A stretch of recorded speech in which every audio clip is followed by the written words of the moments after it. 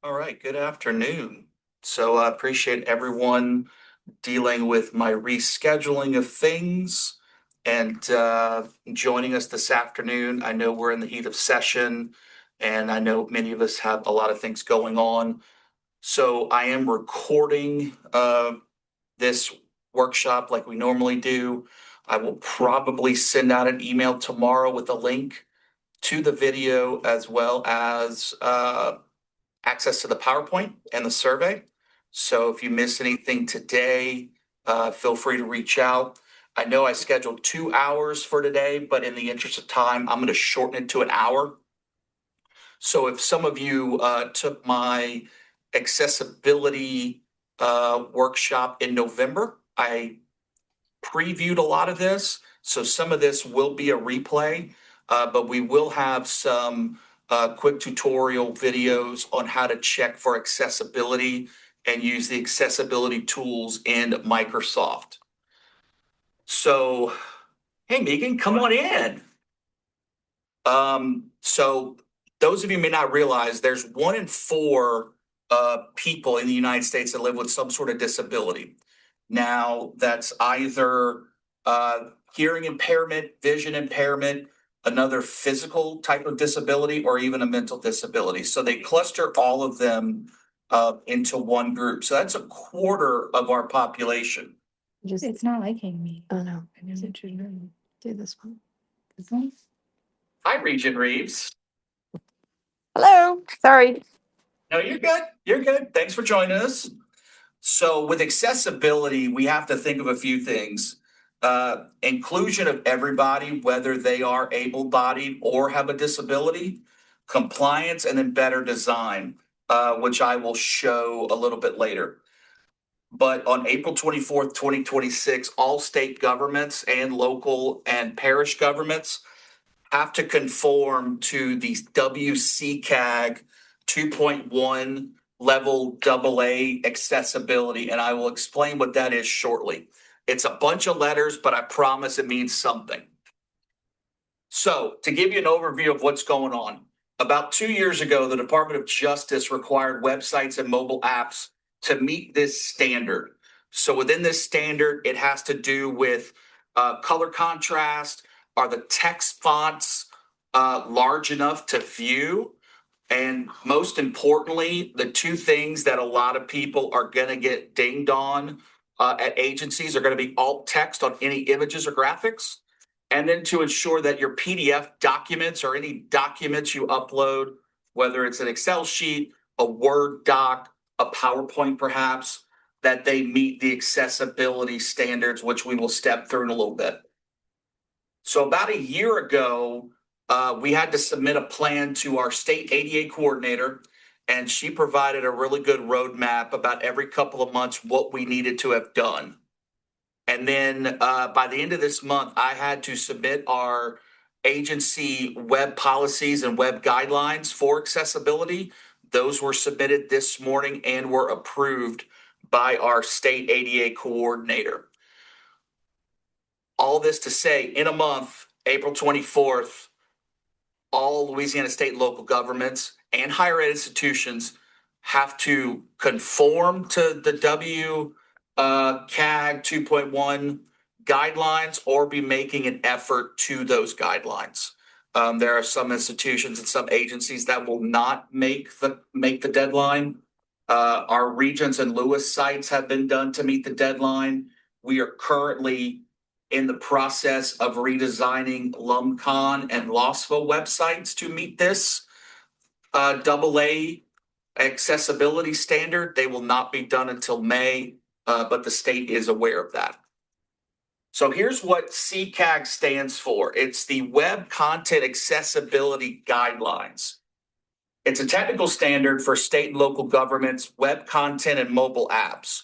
One of the good things about our web redesign through our local vendor here in Baton Rouge is that not only do they work in the ADA space for websites, the mobile app comes with it too.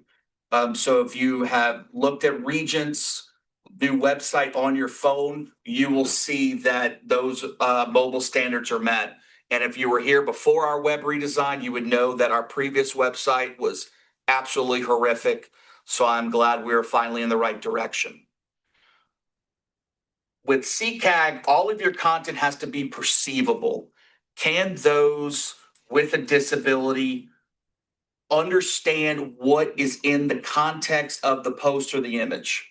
Is it operable? Can you use your keyboard only to view the website, access the website? You don't have a mouse to use. So some people with a disability may not be able to use a trackpad on a laptop. They may not be able to use a wired or wireless mouse. They may only be able to move the cursor using the keyboard keys. That's either the tab, the enter, the space bar. So that's one of the other elements in our website redesign that we had to consider.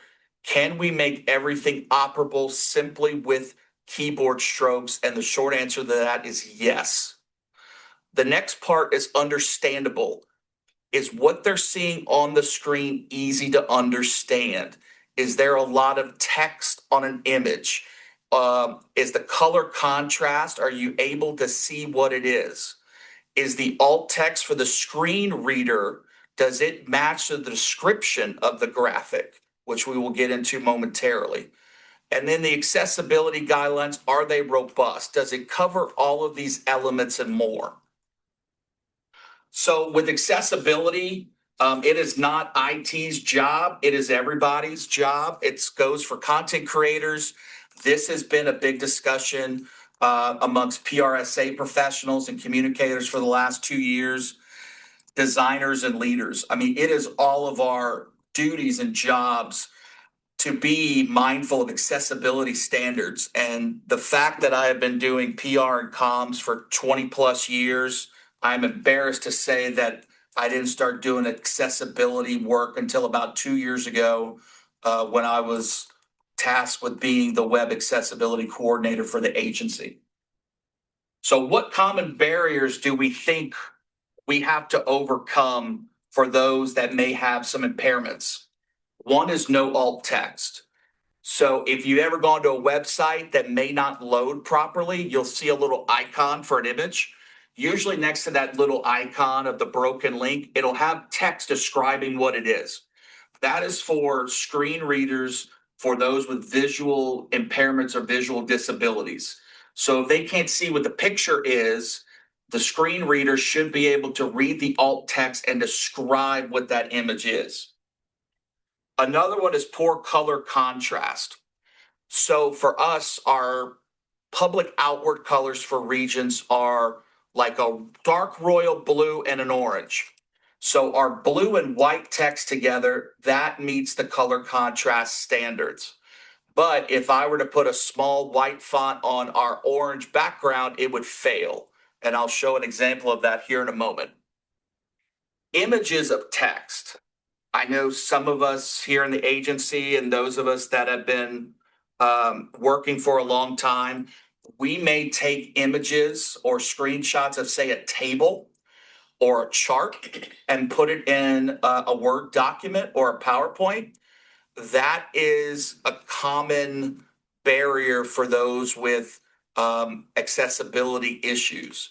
So if you take a picture of a table, the alt text isn't going to be able to fit what that table is, and a lot of times that will fail. The next one is PDFs that cannot be read. We have thousands of PDFs at Regents. One of the things with these new guidelines is that any PDFs before 2019 that do not have to be updated annually can be archived, meaning that we don't have to do any special accessibility tagging or extra steps to ensure its accessibility. They're considered historic and artifact. However, if we have any degree plan documents and academic affairs that are updated annually, we have to ensure that those documents are accessible. Whereas with our master plan documents, we create a new one every year. So I do my best to tag them so that they're active. But beginning in April, everything on the website moving forward has to be tagged appropriately and the PDFs have to be accessible. And then finally, the final common barrier is videos without captions. So for us at Regents, the only thing we post on our YouTube channels are board meetings, task force meetings, commission meetings, etc. YouTube does a really fine job the last couple of years in that they will create auto captions for us. So whenever I upload this workshop into YouTube, I'll be able to upload a transcript with the time codes and it's going to match with all the text as I'm speaking.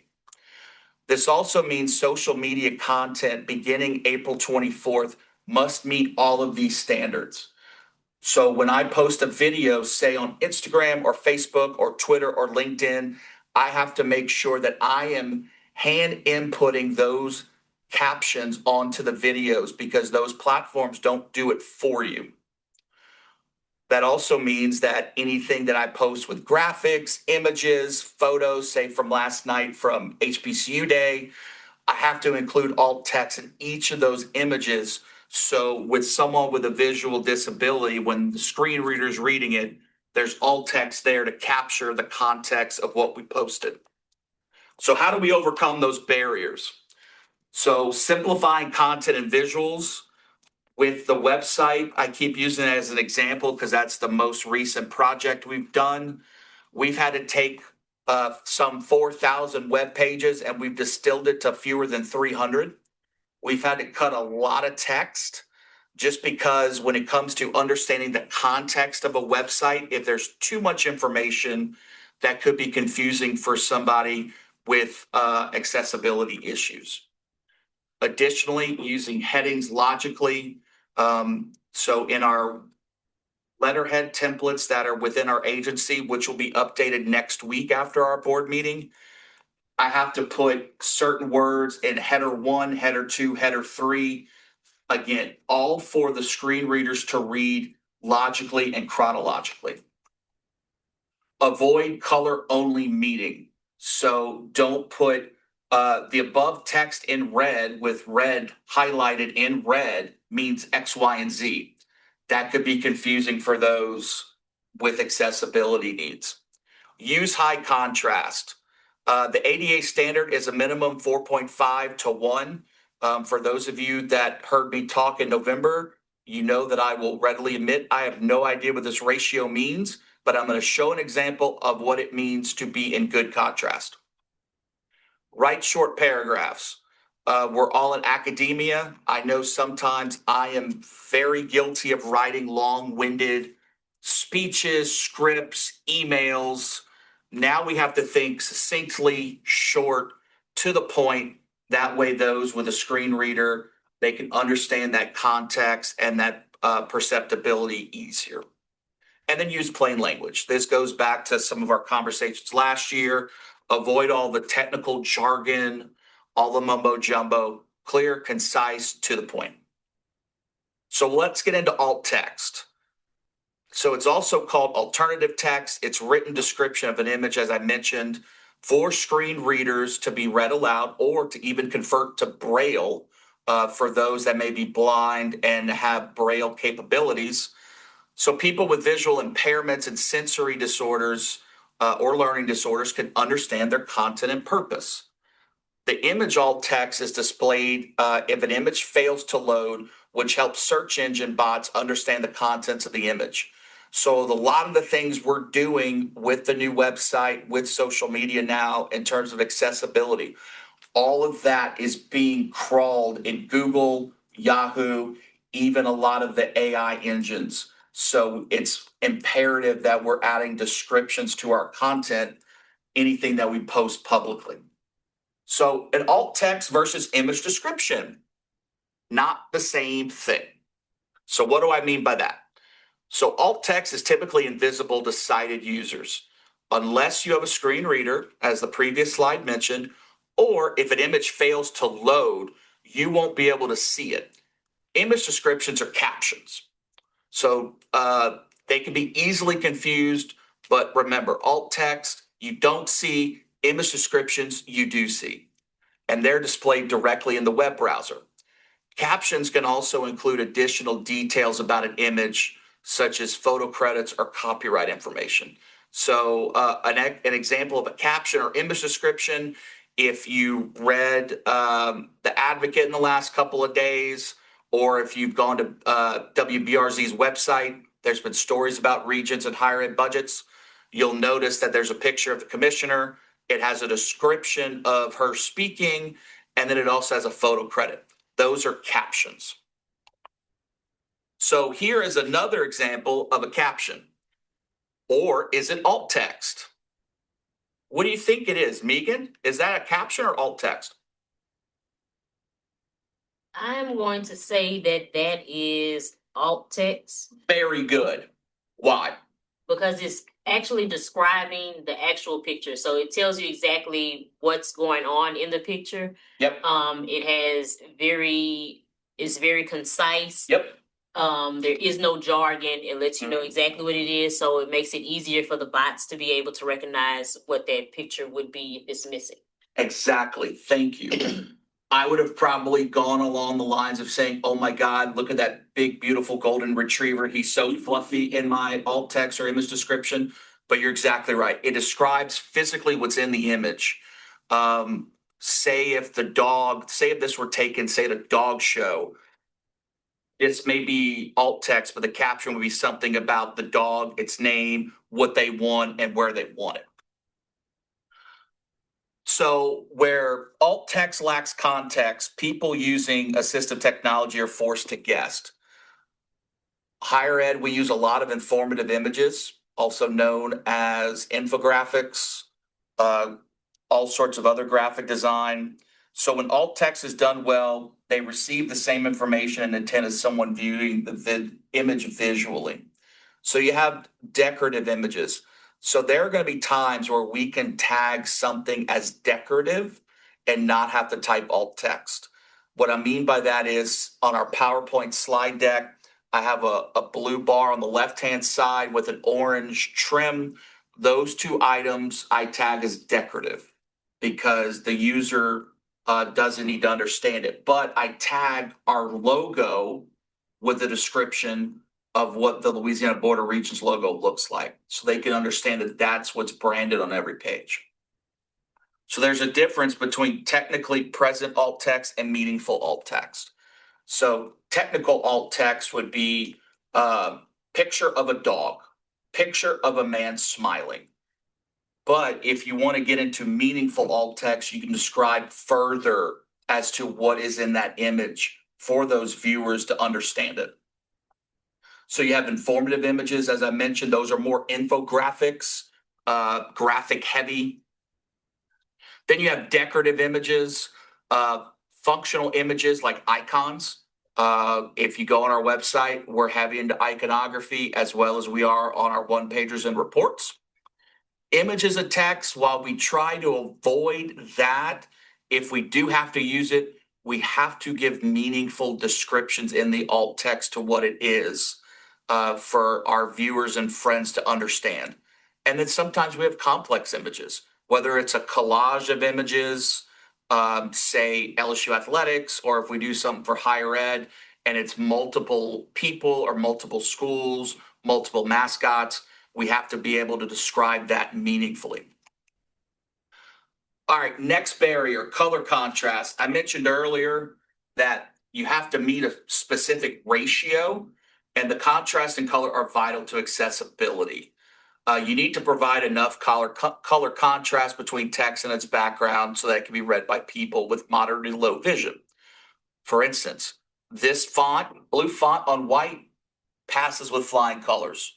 The black font on a white background passes with flying colors. Now, the contrast, as I mentioned, I can't tell you why it's 4.5 to 1, but it is calculated in a way so that people who have a color vision deficit will also have adequate contrast between the text and the background. So let's look at an example of this. It's a numerical value which ranges from 1 to 21. As you know, with ratios, it's commonly written 1 to 1 or 21 to 1. According to the WCAG guidelines, the ratio has to be 4.5 to 1. I admit I don't know what that number means, but here's an example. So here's an example of good contrast. Our blue color as a background with white font.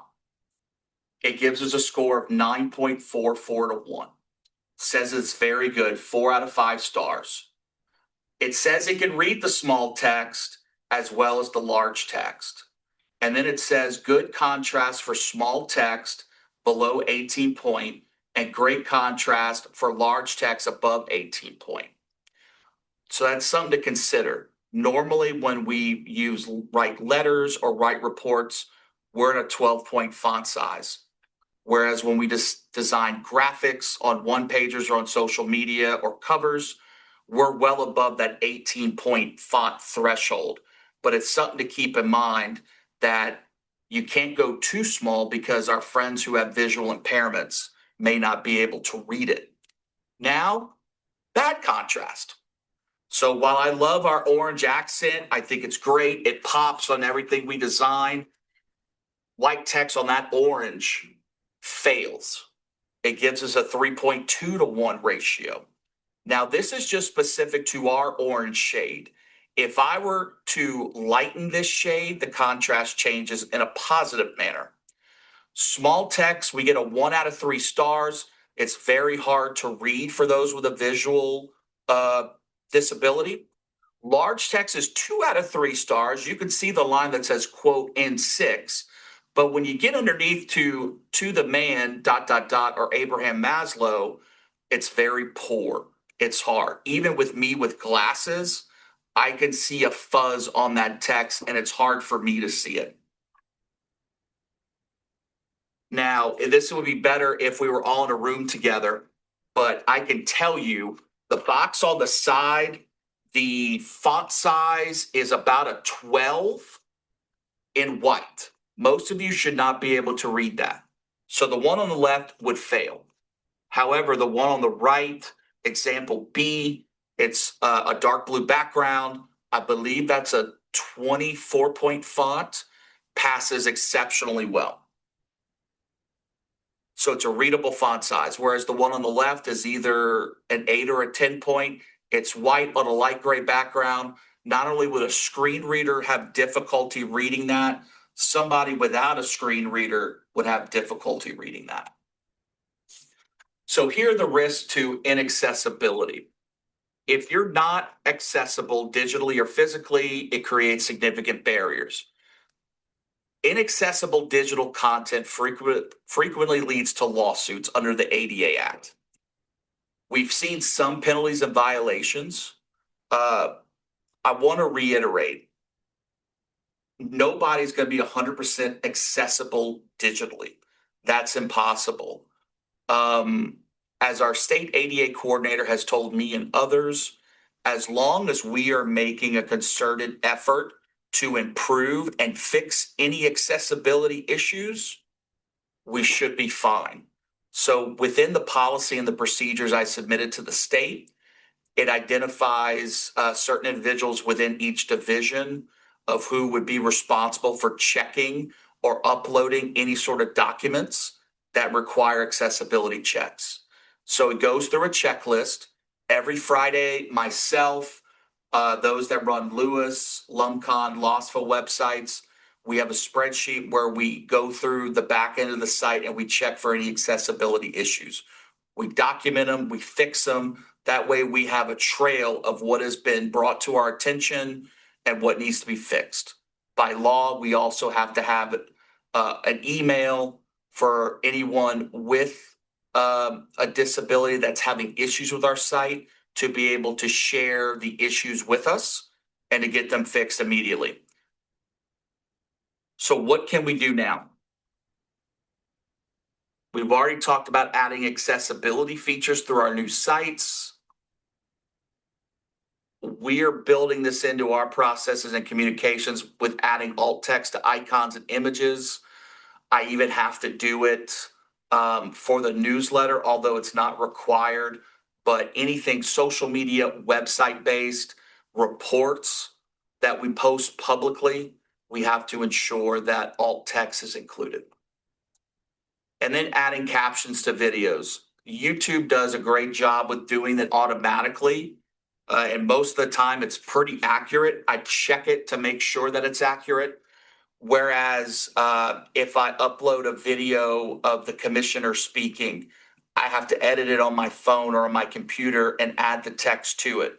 It's not hard. AI is a wonderful tool that can help do that in seconds rather than hours, but it's still something we have to build into our workflow. And then to ensure PDFs are tagged and navigable, I will show you some examples here in a few minutes. But this part especially, this touches everybody because every division has documents, whether they're Word docs or Excels or even PowerPoints that turn into PDFs that have to be uploaded to the website. So I want to ensure that everybody has the skills and the knowledge of what to do in their workflow to make sure that they can do it. So a quick wins checklist before we move over to part 2. Evaluate one page of a document you have with an accessibility checker, and I'm going to show you how to use that shortly. Use accessible templates. Lucky for the agency, all of our templates are already accessibly built in, but I will have new ones after our board meeting on Tuesday when our new officers are sworn in. You'll want to test your navigation only with your keyboard, and I will share a little cheat sheet on how to do that. And it's tricky, but it gives you an additional appreciation for making sure that we're doing everything the right way with accessibility. And then you want to run contrast and alt text test, which I can show you here momentarily. So again, to reiterate, no one will be 100% compliant digitally, but to meet our standards, we must show progress towards making our content compliant. So we're going to move into part 2. I've already talked about this. So common accessibility issues in Word. The first thing, no heading styles. For those that are either in the room or on the call or maybe watching later, we do have a report template in Word, and I had to go in and make heading styles 1 through 6 and to make sure they're used in a logical and chronological order so that it meets the standard. Missing alt text. This is everywhere. Even if you throw in our logo into Word, if you throw in an image, or if you throw in an icon, you have to add some sort of alt text. Poor table structure. I will show you a table structure here momentarily. And then skipping the accessibility checker. So Microsoft has an accessibility checker built in, which is fantastic. However, it's not 100% foolproof. They are still trying to get it to meet said standards. So it's still incumbent upon us to take some of our shortcuts and our quick sheets to understand it. So I have a quick video. This gentleman, the accessibility guy, I have a couple of his videos coming up, but he explains the accessibility checker better than me. And I thought some of y'all might want to break from my voice. So we'll watch this short video. I became a medical assistant through an amazing program called Stepful. After With the ad. Stepful specifically, they had an online accessibility checker a couple of different ways. The first method is to select the review button and then select check accessibility. The second method you can use to run the accessibility checker is by going to File, Info, Inspect Document, and then check accessibility. Now, in this example, we have an accessibility assistant that appears on the right-hand side.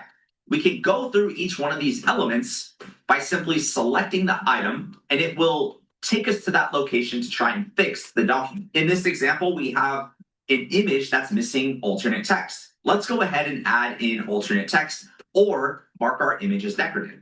In this example, let's just mark it decorative. We have content that's missing a table header. And when I select the button, the accessibility assistant jumps us right to that location. Now, in this example, I can either mark it as a layout table or use the first row as the header. Or we could select table design and choose which headers we want to apply to our table. Did you know that the accessibility guy now offers self-paced courses, and we have a course dedicated? I don't want to take his self course. But hands-on tutorials and understand the ins and outs of why we do some of this. oh my goodness, why is it? Okay. So let me stop share real quick so I can figure out where all my stuff went. Oh my God, why? Stuff. Join the Accessibility Guide community now. Clearly, I am not good at technology, so my apologies. Let me see here. All right. All right, here we go. Okay, I'm gonna cut out of there. Sorry, everybody. So I'm gonna jump to this.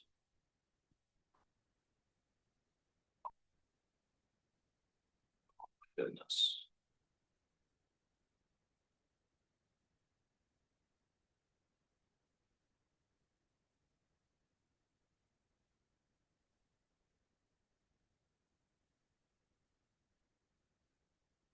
All right, now we're back on track. I'm really sorry about that. So it showed a brief use of the accessibility checker.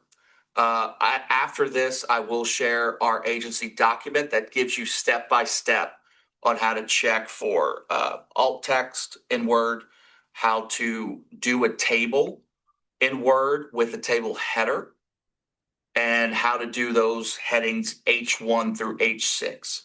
So moving on to Excel. I know many of us use Excel, especially in finance. We have to have proper header rows. We have to avoid merged cells. Same thing if you make a table in Word. Avoid merging multiple cells together because that will flag the accessibility. So as much as merged cells may make things prettier, we have to think about our friends that may have some accessibility needs. Don't rely on color alone, and then convert ranges to tables. So I'm going to skip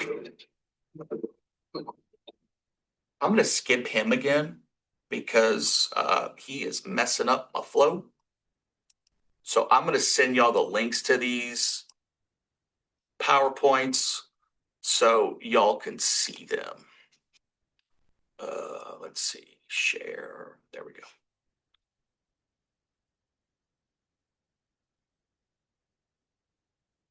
I am a struggle bus this afternoon.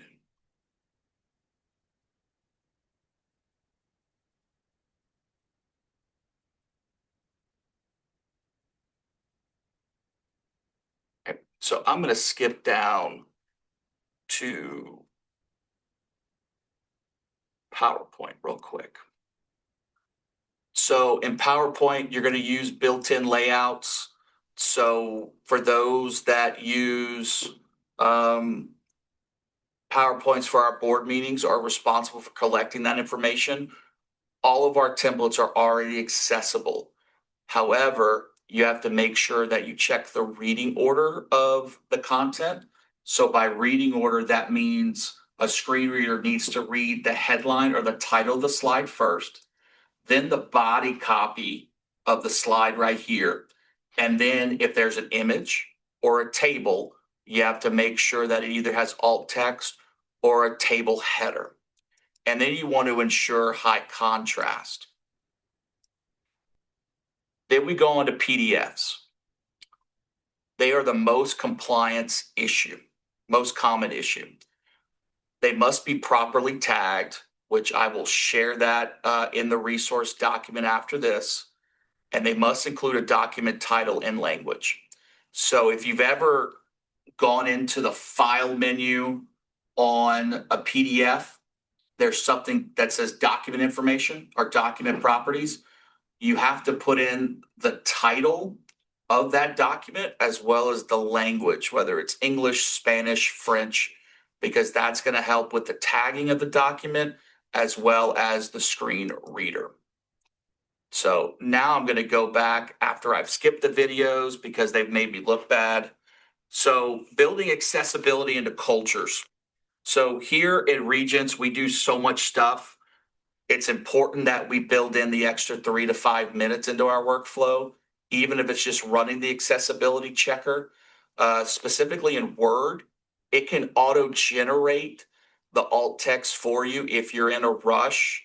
I do have some other tools that can help you with that to come up with. There's a couple of universities across the country that have alt text generators that if you upload an image or upload a page, it'll help you with how to create meaningful alt text.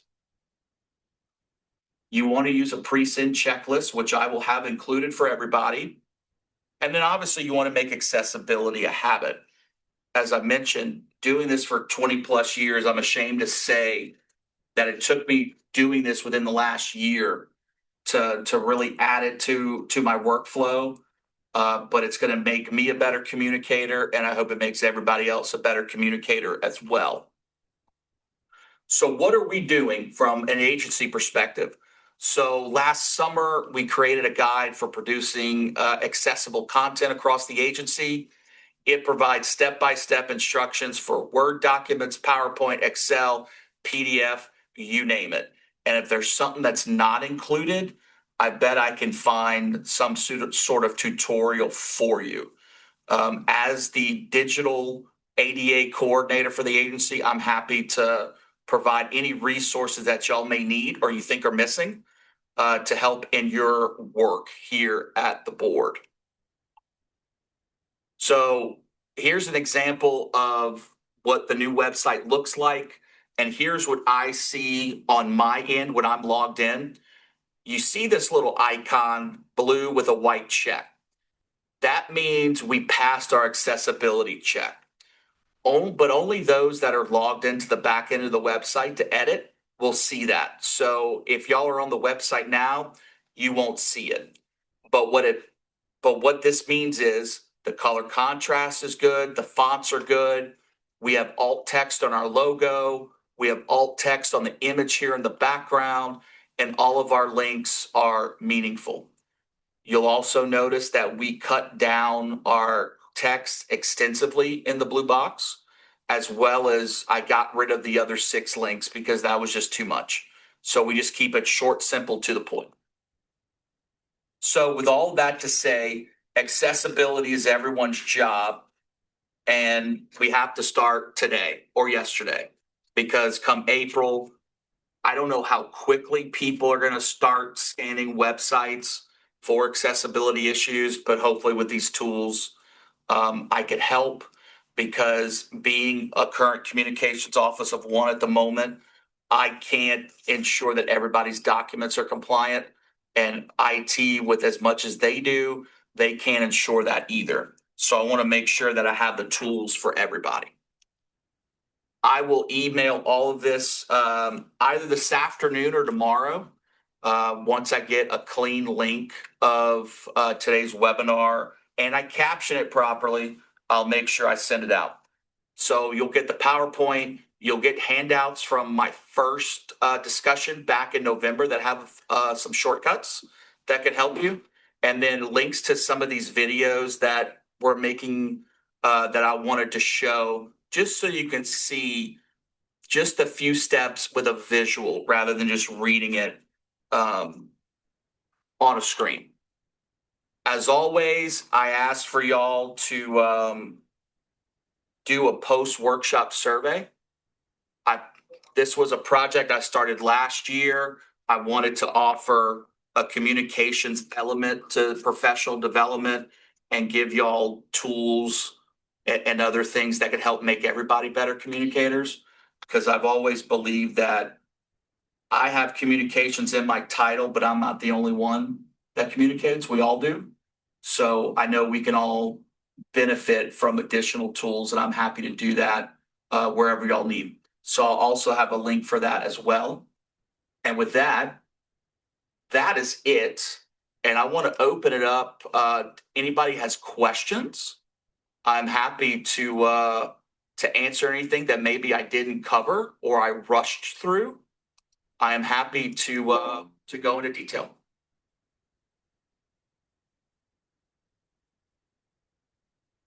I have a question.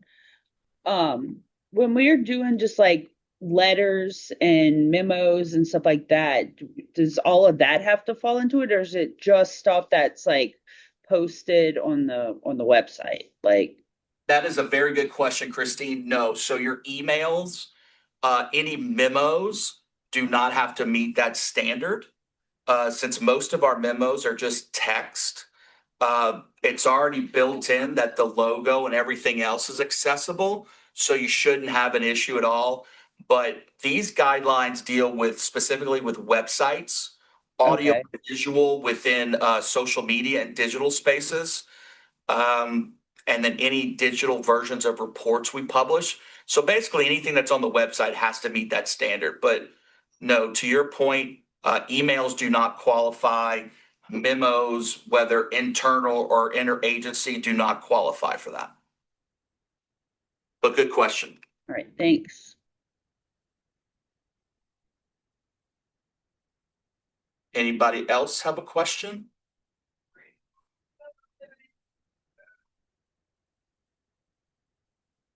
Wow, y'all are an easy group. Thank you. As I mentioned, I'm going to share all of this stuff with y'all either this afternoon or tomorrow. I really appreciate those of you that have done all of these workshops. I hope y'all find it as a value add and a benefit. Please, if there's anything I can do better, don't hesitate. And again, if y'all have any questions about accessibility, my door's open, assuming I'm here. If I'm not here, send me a message. But I'm happy to help you step through anything, just because this is a huge titanic shift in our workflow of what we do. So with that, I'm going to give y'all back an hour and 15 minutes of your day, because I know that we have a lot of stuff going on in session and I've got to go watch stuff. So thank y'all very much. Appreciate the support. Hope y'all found today beneficial and have a great rest of your afternoon. Thank you. You. Oh man, I had some stuff I wanted you to help me